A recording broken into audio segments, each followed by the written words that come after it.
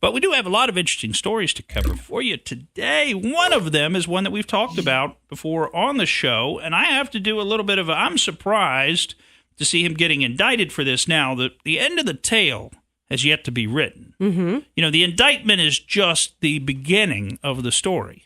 But that's Jussie Smollett, or Smollett, maybe is what we should call him.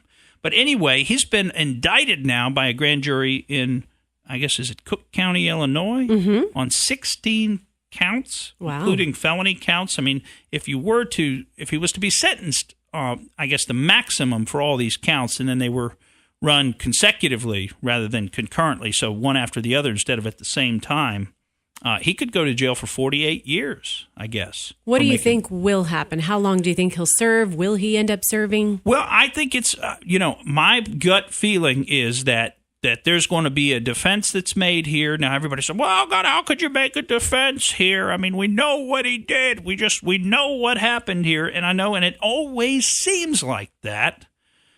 But he's got Mark Garagos, and I heard Mark Garagos on TV the other day talking about, various things. And he's right. I mean, we do owe the same presumption of innocence that we're expecting folks to give to Brett Kavanaugh and other people in this country that we think deserve a presumption of innocence. At this point, we do owe Jussie Smollett the presumption of innocence and let the process take its course. But I do, just if you were asking me off the cuff, I mean, yeah, it seems like he made this up. It seems like he sent himself a fake letter and he hired his buddies to fake beat him up, and then that this was all for purposes of trying to maybe raise his profile nationally as a media person and get perhaps the show that he's on called Empire to want to maybe keep him on the show or give him a bigger role or pay him more or something like that. I mean, clearly his agent wasn't doing enough for him. I guess not. This is what you call a cry for help, folks. Mm-hmm. But in any event, I mean, it seems like, based on everything that we've seen and the way that this came about, it seems like he made this up and filed false police reports. But the truth of the matter is that all we've done is see media reports on it. Mm-hmm. We've seen some photographs. We've heard characterizations of photographs and other things and evidence, but we haven't interviewed people. We haven't looked at the evidence itself. And according to Mark Garagos, apparently neither have the police. Now, I find that a little bit hard to believe, but some of the statements that he was making was that essentially that the police in this matter have come out publicly and slandered Jussie Smollett. Mm-hmm. In other words, said things, characterized evidence that nobody has.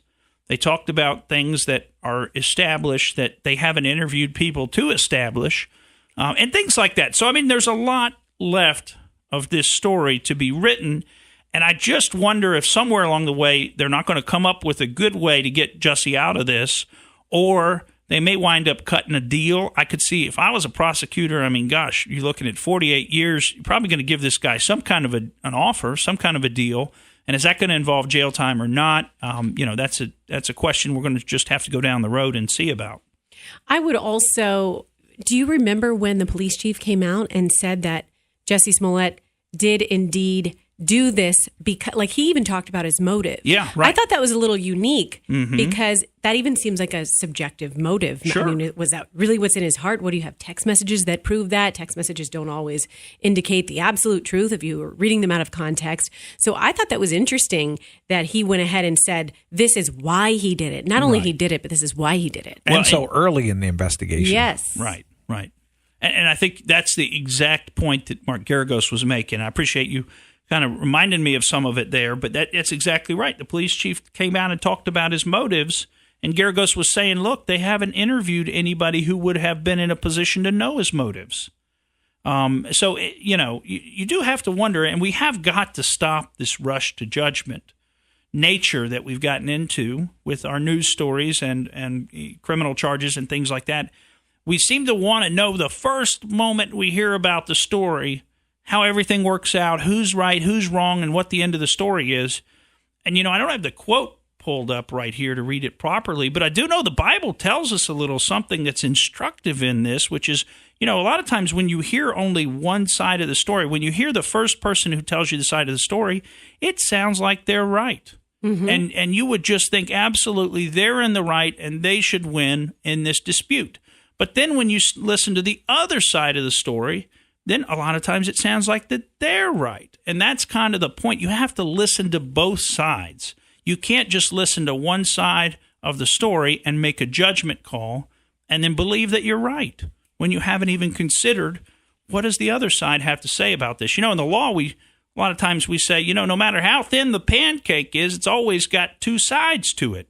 And it's the same thing with stories, when you're talking about disputes. No matter how thin it is, there's still going to be that other side's going to have something to say. They're going to have a position. It's going to make sense, maybe only to them, but it makes sense to them.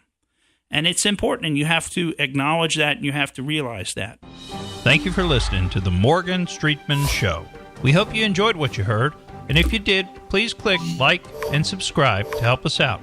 And don't forget to exercise your brain at least once a week.